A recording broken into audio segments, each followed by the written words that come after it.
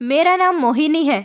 हमारी आज की ये कहानी सुनने के बाद आपके भी होश उड़ जाएंगे, क्योंकि ये कहानी एक ऐसी लड़की की है जिस पर बहुत ज़्यादा अत्याचार किए जाते थे। किसी पर जुल्म करते समय इंसान ये नहीं सोचता कि एक न एक दिन उसके साथ भी यही सब कुछ होना है। मैं मिडिल क्लास फैमिली से बिलोंग करती थी। मेरी अभी शादी नहीं हुई थी, हालांकि मेरी उम्र 25 साल थी। अभी मैं अपने घर पर बच्चों को ट्यूशन पढ़ाती थी। टीचिंग करना मेरा शौक था, लेकिन मेरे पेरेंट्स ने मुझे घर से बाहर जॉब करने के लिए नहीं जाने दिया। इसलिए मैंने अपने शौक को पूरा करने के लिए घर में ही बच्चों को ट्यूशन के लिए बुला लिया था। हम 3 बहनें थे, हमारा कोई भाई नहीं था। मेरी बड़ी दोनों बहनों की शादी हो चुकी थी और वो अपनी ससुराल में खुश रह रही थी। अब मेरे घर में मेरी मम्मी, मेरे पापा और मैं, सिर्फ हम 3 लोग ही बचे थे। जिंदगी बहुत ही सिंपल सी थी, लेकिन अच्छी गुजर रही थी। फिर मेरी जिंदगी में एक ऐसा हादसा शामिल हो जाता है जिसको देखने के बाद शायद मेरे होश उड़ गए थे। उस लड़की का नाम राशि था। वो बहुत ही प्यारी सी बच्ची थी, मगर उससे कोई भी प्यार नहीं करता था, क्योंकि मैं उसे जब भी देखती थी वो बहुत ज़्यादा बुरी हालत में होती थी। उसकी इतनी बुरी हालत देखकर मुझे उस पर बहुत तरस आता था और अफसोस भी होता था कि गरीब इंसान से क्या नहीं करवा लेती। गरीब इंसान अपना पेट भरने के लिए सब कुछ बर्दाश्त कर लेता है, क्योंकि कभी तो राशि को चोट लगी होती थी या कभी ऐसा लगता था जैसे उस पर किसी ने हाथ उठाया है। पर उसके साथ ये सब कुछ कौन कर रहा था, ये मैं अच्छी तरह से जानती थी। इसीलिए मैं कुछ बोल नहीं सकती थी, क्योंकि मैं दूसरों के मामले में टांग नहीं अड़ाना चाहती थी। पर बात अगर किसी पर अत्याचार किया जाए तो मैं खामोश भी नहीं रहती थी, क्योंकि किसी पर अत्याचार होते हुए खामोशी से नहीं देखना चाहिए। उसके खिलाफ आवाज़ उठानी चाहिए और उस इंसान की मदद करनी चाहिए जो इस तकलीफ से गुजर रहा है। ये कहानी हमारे घर के बिल्कुल सामने वाले घर की है। हमारे सामने वाले घर में एक फैमिली रहती थी। हमारी पतली सी ही तो गली थी, इसलिए अपने सामने वाले घर बहुत ज़्यादा करीब थे। गली में ज़्यादा फासला नहीं था। ऐसा लगता था कि 2 कदम चलो तो सामने वाले घर में पहुंच जाओ। वो लोग हमारे बहुत अच्छे पड़ोसी और हमारे जानने वाले भी थे। सभी पढ़े लिखे लोग थे और सारे मोहल्ले वाले उनकी तारीफ किया करते थे। उनके घर से एक लड़की हमारे यहाँ कभी कभी कोई चीज़ लेने आती तो मैं अपनी माँ से पूछती थी कि ये किसकी बेटी है। इसकी उम्र तो बहुत ही कम थी, लेकिन इस बेचारी के साथ बड़ा ही अत्याचार होता था। मैं अपनी माँ से कहती थी कि आखिर ये लोग इसके साथ इतना अत्याचार क्यों कर रहे हैं। पहले तो मुझे यही लगा था कि ये सब कुछ नॉर्मल है, लेकिन फिर मुझे एक ऐसी बात के बारे में पता चला जिसे सुनकर मेरे पैरों तले से ज़मीन निकल गई थी। मैं अपनी ज़िंदगी की सबसे बड़ी कन्फ्यूज़न में फंस गई थी और मुझे समझ ही नहीं आ रहा था कि इस कन्फ्यूज़न से बाहर निकलने के लिए मुझे क्या करना चाहिए। कभी कभी इंसान ऐसे भी हादसों में फंस जाता है जिनके बारे में उसे पता तो होता है, लेकिन वो नज़रअंदाज करने की कोशिश करता है। ऐसा ही हादसा कुछ मेरे सामने भी होने जा रहा था, क्योंकि मेरी जंग जिसके साथ थी वो कोई और नहीं बल्कि मेरी अपनी ही बचपन की दोस्त रीमा, जो मेरी बहुत पक्की दोस्त थी। वो मेरे घर के सामने वाले घर में ही रहती थी। हालांकि वो पीछे वाले मोहल्ले में रहती थी, लेकिन वो शादी करके मेरे सामने वाले घर में आ गई थी। उसकी शादी हमारी गली में हुई थी। उसकी शादी पर मैं बहुत खुश थी कि मेरी बेस्ट फ्रेंड मेरे ही घर के सामने शादी होकर आ रही है। मुझे इस बात से बहुत फ़ायदा था, क्योंकि हम दोनों फ्रेंड्स की फ्रेंडशिप इस तरह से कभी भी ख़त्म नहीं होती और हम लोग हमेशा एक दूसरे से कांटेक्ट में रहते। लेकिन उसकी शादी को 4 साल हो गए थे। भगवान ने उसे अभी तक औलाद नहीं दी थी। फिर बड़ी मन्नत और मुरादों से और बहुत ही तकलीफ झेलने के बाद मेरी फ्रेंड रीमा के जुड़वा बच्चे हुए थे। वो अपने जुड़वा बच्चों की वजह से बहुत खुश थी, लेकिन शायद उसे खुशी रास नहीं आई थी, क्योंकि उसके दोनों बच्चे ही इस दुनिया से पैदा होने के 1 घंटे बाद ही मर गए थे। उस बेचारी को खुशी मिली थी और फिर उससे छिन भी गई थी। कहाँ तो उसको एक बच्चा भी नहीं हो रहा था, अब उसको जुड़वा बच्चे हुए थे तो उसे डबल खुशी थी और उसकी सारी की सारी खुशी उससे छीन ली गई थी। ये सदमा वो बर्दाश्त नहीं कर सकी और उसने इस सदमे को अपने दिल और दिमाग दोनों से लगा लिया था। वो पागल हो गई थी और अपना ख्याल भी नहीं रखती थी। उसकी इस हालत पर मुझे बेहद अफसोस हुआ था। मैं भगवान से रो रो कर प्रार्थना करती थी कि उसके यहाँ कोई बच्चा पैदा हो जाए, ताकि उसका ध्यान उसमें लग जाए और वो पहले की तरह नॉर्मल हो जाए। पर वो डिप्रेशन का शिकार हो गई थी। उसकी हालत बहुत बुरी थी। आज भी मैं उसी से मिलकर उसके घर से वापस आ रही थी। मैं घर आई तो मेरी मम्मी ने मुझे एक बड़ी ही अजीबोगरीब सी खबर सुनाई थी। मेरी मम्मी ने मुझे बताया था कि तुम सामने क्यों गई थी। मैंने अपनी मम्मी की तरफ देखा और कहा कि आप ऐसे रिएक्ट क्यों कर रही हो। रीमा मेरी फ्रेंड है और आपको पता है कि मैं हर दूसरे तीसरे दिन उससे मिलने के लिए जाती रहती हूँ। मेरी मम्मी ने कहा, कल जब तुम कॉलेज गई थी तो रीमा की सास और ससुर हमारे घर आए थे।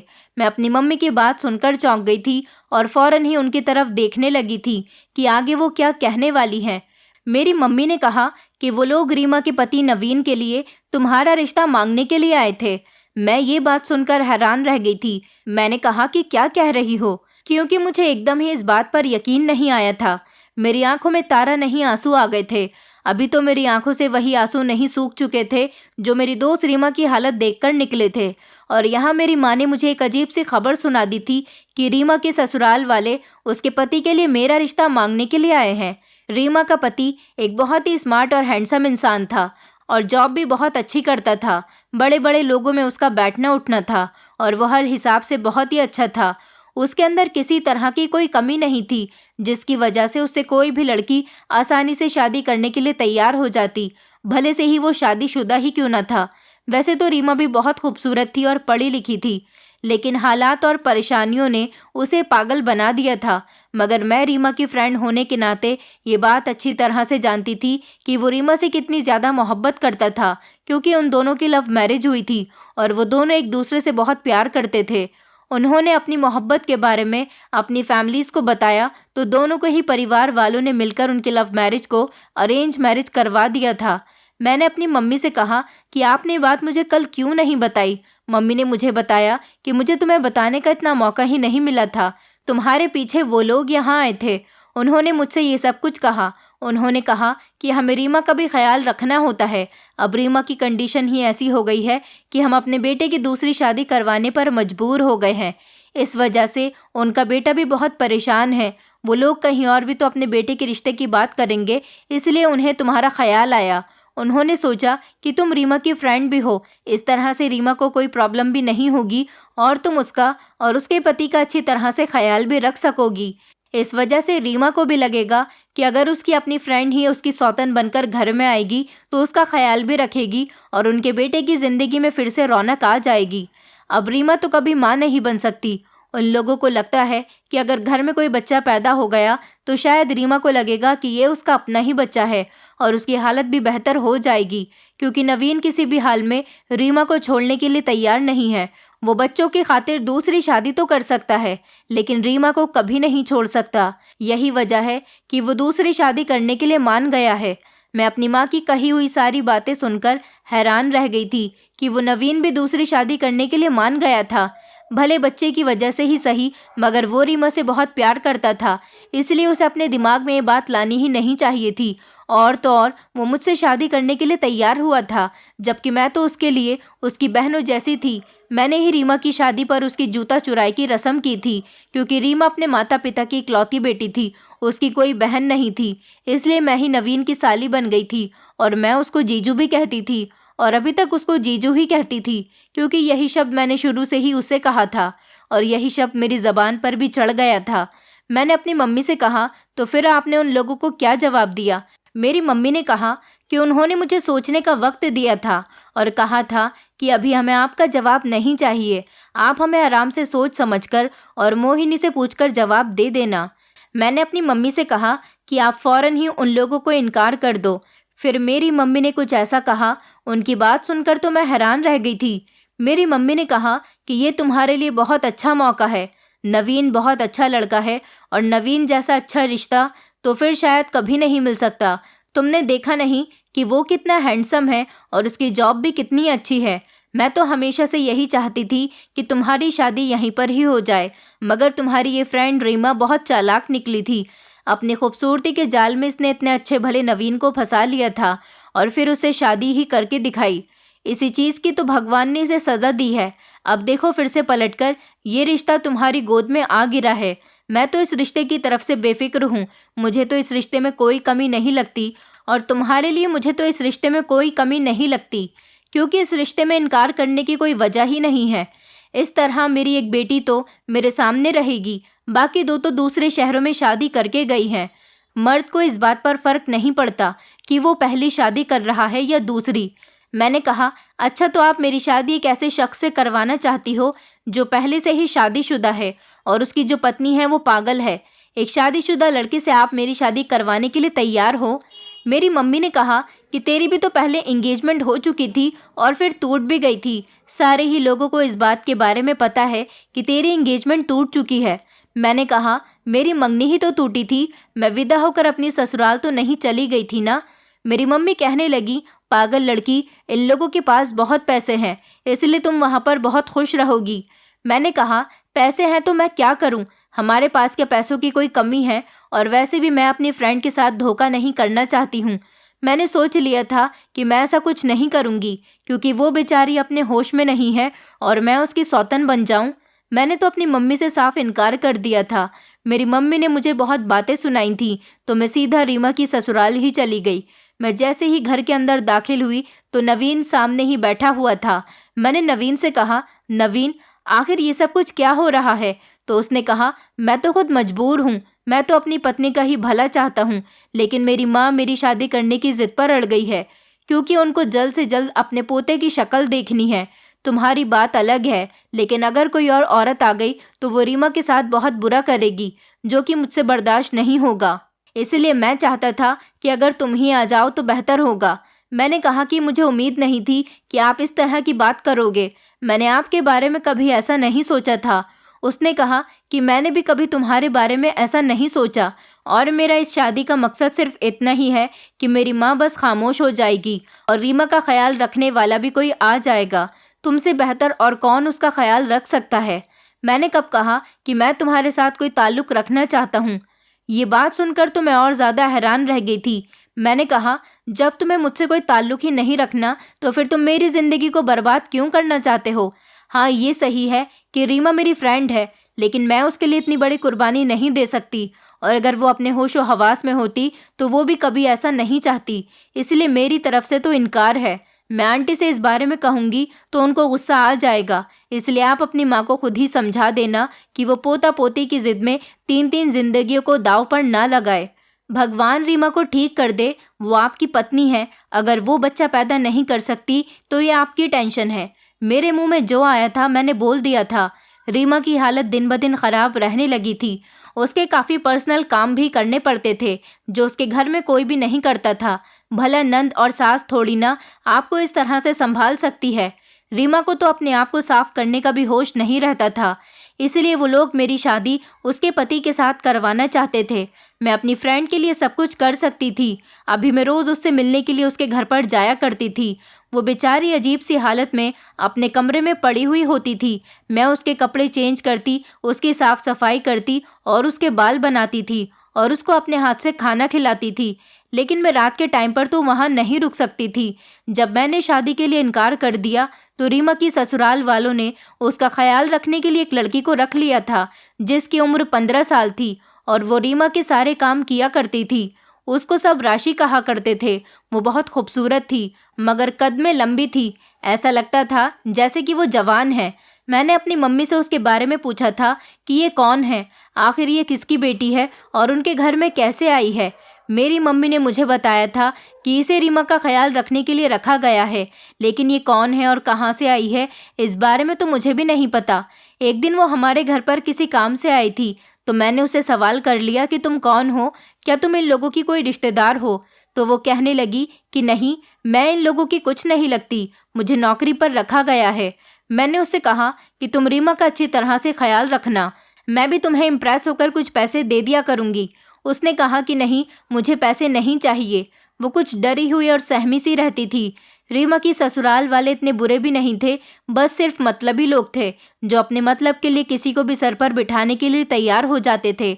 जब से मैंने रिश्ते से इनकार कर दिया था, मैं जब भी रीमा की ससुराल जाती थी तो उसकी नंद और सास की नज़रें मेरी तरफ से बदली हुई होती थी। रीमा की सास तो मुझे डायरेक्ट बोल दिया करती थी कि यूं मुंह उठाकर हमारे घर मत आया करो। मैंने उनकी इस बात पर कहा, आंटी, मैं तो हमेशा से ही यहाँ पर आया करती थी। तो उन्होंने कहा, इसके लिए तुम आती हो, उसे तो तुम्हारे बारे में पता भी नहीं चलता, तो फिर क्यों आती हो तुम यहाँ पर?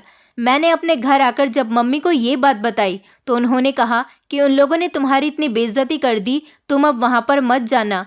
मैंने उनसे कहा, मैं तो अपनी फ्रेंड से मिलने के लिए जाती हूँ। तो मेरी मम्मी ने कहा कि उसका ख्याल रखने के लिए बहुत लोग हैं। मुझे रीमा को देखकर बहुत अफसोस होता था। वो तो नवीन को उससे मोहब्बत थी, वरना तो उसके ससुराल वाले अभी तक रीमा को घर से निकाल चुके होते। ये लोग मुझसे अपने शादीशुदा बेटे की शादी करवाना चाहते थे, मगर जब मैंने इनकार कर दिया तो इन लोगों ने अपने बेटे के लिए कोई और लड़की तलाश नहीं की, या फिर इन लोगों को कोई लड़की मिल ही नहीं रही होगी। ऐसे घर में आखिर कौन शादी करेगा जहाँ पर लड़की की पहले से ही पत्नी हो और दिमागी मरीज हो, और तो और वो लड़का यही कहे कि मैं अपनी पत्नी से बहुत प्यार करता हूँ और इसे नहीं छोड़ सकता। मैंने अब धीरे धीरे रीमा की ससुराल में जाना भी कम कर दिया था, क्योंकि मुझसे उसकी सास की बातें अब बर्दाश्त नहीं होती थीं। मगर एक राशि हमारे घर में थोड़ी सी लाल मिर्ची मांगने आई थी तो मैं हैरान रह गई थी। मैंने देखा कि उसकी गर्दन के पास कुछ अजीब अजीब तरह के निशान थे। मैंने उससे कहा, राशि तुम्हारे साथ ये क्या हुआ है? तो वो फौरन अपनी गर्दन के निशान को दुपट्टे से छुपाने लगी और कहने लगी, नहीं कुछ भी नहीं हुआ, शायद मुझे मच्छर ने काट लिया होगा। मैंने कहा कि मच्छर तो इतनी जोर से नहीं काटता, मच्छर क्या 10 फुट का था जो तुम्हें इतनी जोर से काटकर चला गया। वो कहने लगी, पता नहीं शायद कोई एलर्जी होगी। जल्दी जल्दी वो हमारे घर से लाल मिर्च लेकर चली गई थी। वो ज्यादा बात नहीं करती थी। मुझे उस बेचारी पर तरस आता था। बेचारी की पढ़ने लिखने की उम्र थी और माता पिता ने उसे एक काम पर भेज दिया था। एक दिन मैंने रीमा की सास से पूछ लिया कि ये राशि के शरीर पर हमेशा इतनी सारी चोटें क्यों लगी हुई होती हैं। तो वो कहने लगी कि तुम्हारी फ्रेंड रीमा ही उसे मारती है। मैंने कहा कि क्या उसकी ऐसी हालत हो गई है कि अब उसने लोगों को मारना पीटना भी शुरू कर दिया? तो उन्होंने कहा, जी हाँ, पागल का क्या भरोसा, पागल तो ऐसे ही होते हैं। अब तो रीमा की वजह से मेरी बेटियों ने भी घर पर आना छोड़ दिया है। मेरी बेटियों के बच्चे हैं, वो कहती है कि कहीं रीमा हमारे बच्चों को ही कोई चीज़ उठाकर ना मार दे। पिछले दिनों उसने नवीन को भी मारा था। मैं तो उसकी बातें सुनकर हैरान रह गई थी। एक दिन नवीन सुबह सुबह ऑफिस जा रहा था। मैंने उसे रोका। मैंने कहा कि मुझे आपसे कुछ ज़रूरी बात करनी है। तो वो कहने लगा कि अभी मुझे लेट हो रहा है, मैं तुमसे अभी बात नहीं कर सकता, फ्री होकर बात करता हूँ। मैंने कहा कि सिर्फ 2 मिनट को मेरी बात तो सुन लो। तो वो कहने लगा कि हाँ बताओ क्या बात है। मैंने कहा कि रीमा की हालत दिन ब दिन ख़राब हो रही है, आप उसे किसी दिमाग के डॉक्टर के पास क्यों नहीं ले जाते? ऐसे तो नहीं चलेगा, उसका इलाज तो करवाना ही होगा। तो वो कहने लगा कि अगर तुम्हें इतनी ही फिक्र थी तो तुम्हें मेरी बात मान लेनी चाहिए थी, तब तुम एडवाइस देती तो बेहतर होता, फिर मैं इस बात पर ध्यान भी कर लेता। हम उसका इलाज करवा रहे हैं, तुमने मेरी बात नहीं मानी, इसलिए तुम्हें उसकी फिक्र जताने की कोई ज़रूरत नहीं है। मैंने कहा, ये क्या बात हुई? वो मेरी फ्रेंड है, मेरे लिए बहनों की जैसी है। इस बात पर वो हंसने लगा और कहने लगा, मेरी ज़िंदगी में प्रॉब्लम नहीं है, ऐसी काफ़ी सारी प्रॉब्लम्स हैं, जो करना है वो मैं कर लूँगा, तुम्हें एडवाइस देने की कोई ज़रूरत नहीं है, तुम अपनी एडवाइस अपने पास रखो। मैं खड़े होकर सोचने लगी कि ये इंसान तो मुझसे हमेशा अच्छे तरीके से बात करता था, अब ना जाने क्यों उसके बोलने के अंदाज में क्या हो गया था, अब इसकी बातों को क्या हो गया था। एक दिन मैं रीमा के पास बैठी थी, लगभग 15 दिन पहले की बात है। मैं भी क्या करती, उसका ख्याल मेरे दिल से निकलता ही नहीं था। मैंने रीमा से कहा, रीमा तुम राशि को क्यों मारती हो? तो वो कहने लगी, मैं राशि को क्यों मारूंगी, वो तो इतनी मासूम है, मेरे लिए मेरी छोटी बहन जैसी है, मैं उसको नहीं मारती। मुझे पता था कि रीमा ही उसे मारती थी, लेकिन अभी तो वो ऐसे ही मुझसे कह रही थी। मैंने कहा कि अब उसको मत मारना। वो कहने लगी, क्या मैं नहीं मारती हूँ यार उसको, मैं खुद किस्मत की मारी हुई हूँ, भला मैं किसी की औलाद को क्यों मारूंगी? मेरी अपनी औलाद इस दुनिया से चली गई, मैं बांझ हो गई हूँ। अचानक से रीमा इस तरह की बातें करने लगी थी जैसे वो बिल्कुल ठीक है। मैंने कहा कि तुम तो ठीक हो। तो वो कहने लगी, जी हाँ मैं बिल्कुल ठीक हूँ, और मुझे क्या हुआ था? रीमा बहुत दिनों बाद ऐसी बातें कर रही थी। मैं उसे देखकर ऐसे खुश हो गई जैसे बहुत दिनों बाद कोई बेहोशी से वापस आ जाता है। लेकिन थोड़ी देर के बाद उसकी सास कमरे में आ गई और कहने लगी कि रीमा की दवाई का टाइम हो गया, उसको दवाई खिला दो। मैंने सोचा शायद वो दवाई की वजह से ठीक हो रही है, तो मैंने उसे दवाई खिला दी थी। पर जैसे ही उसने दवाई खाई, थोड़ी देर के बाद वो फिर से अजीबोगरीब हरकतें करने लगी थी। कभी हंसने लगती तो कभी रोने लगती थी। मैं हैरान हो गई थी कि दवाई खाने से पहले तो वो बिल्कुल ठीक बैठी हुई थी, अब उसे ऐसा क्या हो गया था? सर्दियाँ चली गई थी, गर्मियों का मौसम आ गया था, लेकिन राशि को जब भी मैं देखती हूँ तो वो अपने आप को एक गर्म सी शॉल में लपेटे हुए होती थी। मैंने कहा कि तुम्हें गर्मी नहीं लगती? अब तो गर्मी का मौसम आ गया है, तुम अभी तक गर्म शॉल ओढ़ रही हो। वो शॉल को ठीक करने लगती और कहने लगी कि जी मुझे शॉल ओढ़कर घर में रखना अच्छा लगता है। मैंने कहा कि जब तुम शुरू शुरू में आई थी तब तो ऐसा नहीं करती थी, और फिर किसी के घर में काम करते हैं तो फिर उनके घर में रहते हुए आदत हो जाती है, इसलिए उनसे इतना शर्माया नहीं जाता, इसलिए तुम्हें इतना ज़्यादा अपने आप को ढककर रखने की कोई ज़रूरत नहीं है। तो वो कहने लगी, नहीं नहीं, आप मुझसे दूर रहा करो, मेरी शॉल की तरफ हाथ मत लगाओ, मुझे ऐसे ही अच्छा लगता है। मैं उसकी बात सुनकर हैरान रह गई थी। मैं कौन सा उसकी शॉल को खींच रही थी? ये लड़की तो मुझे बड़ी ही अजीबोगरीब सी लग रही थी। एक दिन मैं रात को अपने कमरे में सो रही थी। मुझे रीमा के नंबर से व्हाट्सएप पर एक वॉइस मैसेज मिला था। उस वॉइस मैसेज को सुनकर मैं हैरान रह गई थी। हम लोग कभी कभी चैट पर बातें किया करते थे, लेकिन अब बहुत टाइम बाद उसने मुझे मैसेज किया था, क्योंकि अपनी बीमारी की हालत में वो फ़ोन चलाने के काबिल नहीं थी। जब मैंने वो वॉइस मैसेज सुना तो मेरे पैरों तले से ज़मीन निकल गई थी। वो कहने लगी कि मेरी मदद करो, मैं बहुत मुश्किल में हूँ। मेरे ससुराल वाले मेरे साथ कुछ कर रहे हैं। इस घर में बहुत बड़ा खेल खेला जा रहा है। मैं पागल नहीं हूँ, मुझे जानबूझकर पागल बना रहे हैं, और नवीन मुझसे कोई बात छुपा रहे हैं। वो मुझसे नज़रें मिलाकर बात ही नहीं करता। पता करो कि आखिर क्या बात है, वो मुझसे झूठ क्यों बोल रहा है। वो कहता है कि सब कुछ ठीक हो जाएगा। मेरी सास भी कुछ कर रही है, वो रात को कहीं गायब हो जाता है। मेरी सास जैसे ही मुझे दवाई देती है मेरी हालत बुरी हो जाती है। जब दवाई का असर उतरता है तो मैं ठीक हो जाती हूँ। मैं जानती हूँ कि मैं कभी माँ नहीं बन सकती, लेकिन मैं नवीन की पत्नी बनकर ज़िंदगी गुजारना चाहती हूँ, पर वो मेरे कमरे में बिल्कुल भी नहीं आता, मुझसे दूर हो गया है। इन लोगों ने ज़रूर कुछ किया है उसके साथ। रीमा चुपके चुपके बोल रही थी, और फिर जिस तरह से वॉइस मैसेज बंद हुआ ऐसा लगा कि जैसे कोई पीछे से आ गया था। मैं तो हैरान रह गई थी, और मैंने सोच लिया था कि सुबह ये बात मैं नवीन के सामने जाकर करूँगी, लेकिन सुबह ही वो voice message delete for all हो चुका था। रीमा ने तो नहीं किया था, लगता है किसी ने उसे देख लिया था। मुझे बहुत सोच समझकर चलने की ज़रूरत थी।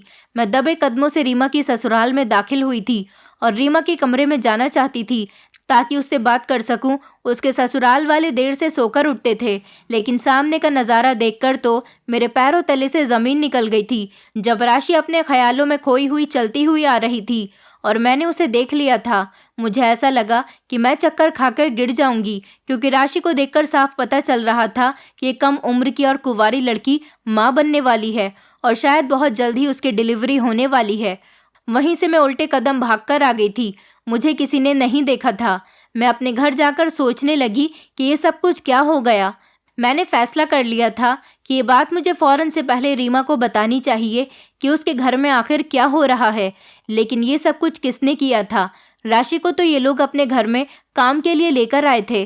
कहीं ऐसा तो नहीं था कि ये लड़की किसी और के साथ रिलेशन में थी और इन लोगों को भी ये बात पता नहीं थी, क्योंकि रीमा के ससुराल वाले मुझे गलत नहीं लगते थे। ये लोग बहुत समझदार और इज्जतदार लोग थे, इस तरह की हरकतें नहीं कर सकते थे।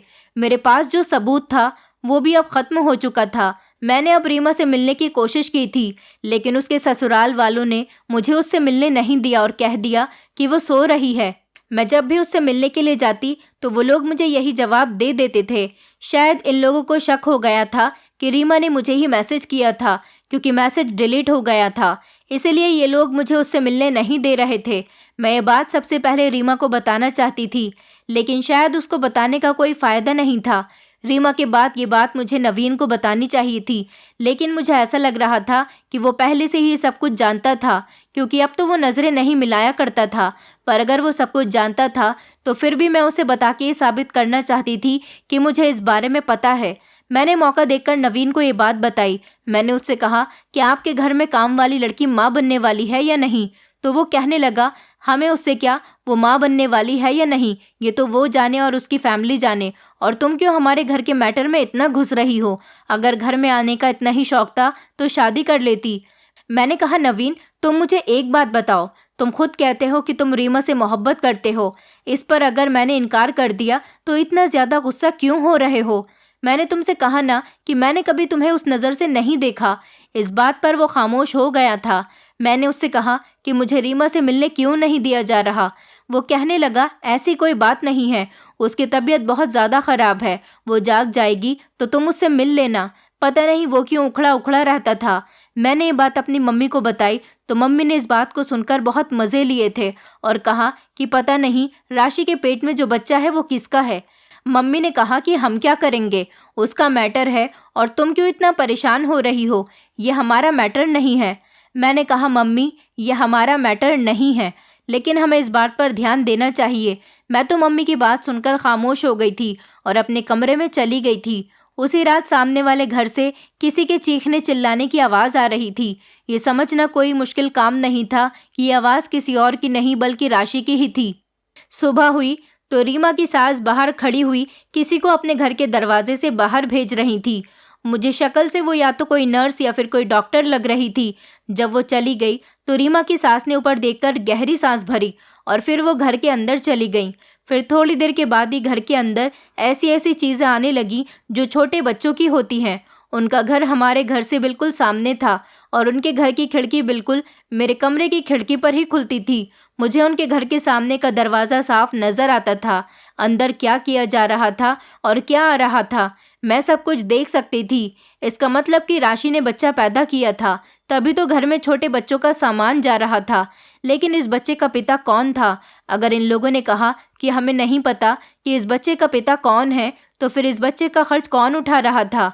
मैं रीमा को ये सब कुछ बताना चाहती थी। अब मुझसे रहा नहीं गया। मैं सीधा घर के अंदर गई और रीमा के कमरे की तरफ भागकर चली गई थी। उसके ससुराल वालों ने मुझे रोकने की बहुत कोशिश की थी। मुझसे कहा था कि वो सो रही है, लेकिन मैं फिर भी चली गई थी। सामने का नज़ारा देखकर तो मैं हैरान रह गई थी। रीमा ने मुझे देखा तो वो खुशी से मुस्कुराई और उसने कहा कि देखो, भगवान ने मुझे बेटा दिया है।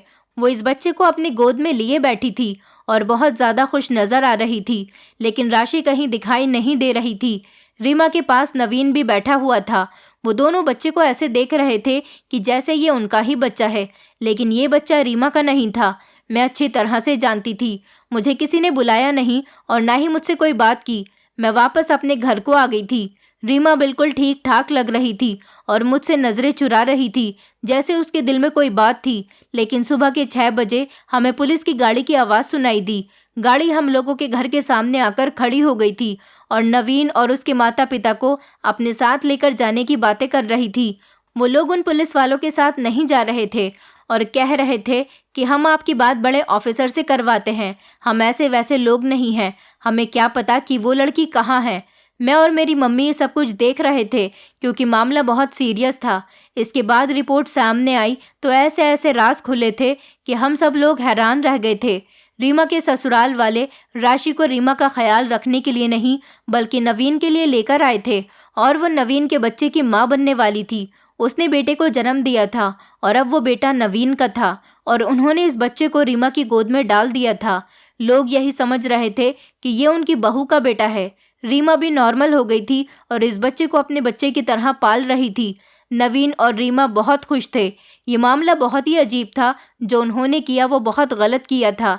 राशि एक कम उम्र की और कुंवारी लड़की थी। अब पता चला कि इस पर कभी भी रीमा ने हाथ नहीं उठाया था, बल्कि उस पर तो जुल्म हो रहे थे और जुल्म करने वाली उसकी सास और नंद थी। राशि किसी गरीब की बेटी थी और उसके माता पिता से ये कहकर राशि को लाया गया था कि हमें उससे घर का कामकाज करवाना है, लेकिन उसके साथ ये सब कुछ करवाया था। ये सब कुछ बहुत हैरान कर देने वाला था। इसके बावजूद भी जो हुआ वो बहुत ज़्यादा अफसोसनाक था और वो ये हुआ कि राशि की कम उम्र थी और वो बहुत कमज़ोर थी। ये लोग उससे घर के काम भी करवाते थे और उस पर मारपीट भी करते थे ताकि वो नवीन के साथ रिलेशन बनाने के लिए तैयार हो जाए और उसे प्रेगनेंसी रह जाए। वो बेचारी बच्चे के जन्म के वक्त इस दुनिया से चली गई थी और उसके मौत के जिम्मेदार ये सब लोग थे। पुलिस ने नवीन और उसकी पूरी फैमिली को अरेस्ट कर लिया था। जब सारे टेस्ट हुए तो ये बात साबित हो गई थी कि उसके साथ ये सब कुछ करने वाला कोई और नहीं बल्कि नवीन ही था। मैं तो हैरान रह गई थी कि वो पढ़ा लिखा और अपनी पत्नी से इतना प्यार करने वाला इंसान था, वो भी इस हद तक कैसे गिर सकता था। कहते हैं ना कि इंसान का कभी पता नहीं चलता कि वो क्या से क्या कर बैठे। किसी पर भरोसा नहीं किया जा सकता। राशि के माता पिता गरीब थे और इन लोगों को कुछ सालों की सज़ा भी ना दिलवा सके। ये लोग तो ज़मानत पर 2 महीने बाद ही रिहा हो गए थे। सबसे अजीब बात यह है, जब मैं रीमा से कहती हूँ कि ये सब कुछ गलत है तो वो कहती है कि जो होना था सो हो गया और उसकी गोद में बच्चा भी आ गया और वो उसको पाकर बहुत ज़्यादा खुश है। वो कहती है कि मेरे लिए मेरे पति ने इतना बड़ा कदम उठाया, वो जेल तक गया सिर्फ मेरी गोद में बच्चा लाने के लिए। मैं तो कभी माँ नहीं बन सकती थी, पर अब मैं एक माँ कहलाऊंगी, इसलिए मुझे अपने पति से कोई शिकायत नहीं। मैंने अपने पति को माफ़ कर दिया। उसने जो किया मेरे लिए किया। मुझे तो समझ नहीं आ रहा था कि रीमा ऐसा कैसे सोच सकती थी। आखिर इस सब में उस बेचारी मासूम लड़की राशि का क्या कसूर था, जिसको इन लोगों ने अपनी ख्वाहिश के लिए इस्तेमाल किया था। रीमा को ये लोग जानबूझकर नींद की दवाई दे रहे थे ताकि नवीन उस लड़की के साथ रह सके। इसलिए तो उसने मुझे वो वॉइस मैसेज भेजा था, लेकिन अब उसे इस बात से कोई प्रॉब्लम नहीं थी। वो कह रही थी कि मेरे पति ने जो कुछ भी किया मेरे लिए किया। उस वक्त शायद मैं कुछ ना समझ पाती, मगर अब मुझे समझ आ गई कि मजबूरी इंसान को इतना ज़्यादा गिरा देती है कि वो सामने वाले के बारे में कुछ सोचता ही नहीं है, उसे सिर्फ अपनी ही फिक्र होती है। राशि के साथ ठीक नहीं हुआ था। मुझे आज भी उस बेचारी की बहुत याद आती है। रीमा और नवीन तो अपनी ज़िंदगी में खुश हैं, लेकिन राशि बेचारी इस दुनिया से चली गई। दोस्तों, उम्मीद करती हूँ आपको हमारी कहानी पसंद आई होगी। कहानी पसंद आई है तो वीडियो को लाइक करें, चैनल पर नए हैं तो चैनल को सब्सक्राइब करें और हाँ, नोटिफिकेशन बेल को ज़रूर दबाएं ताकि अगली अपडेट सबसे पहले आपको मिले।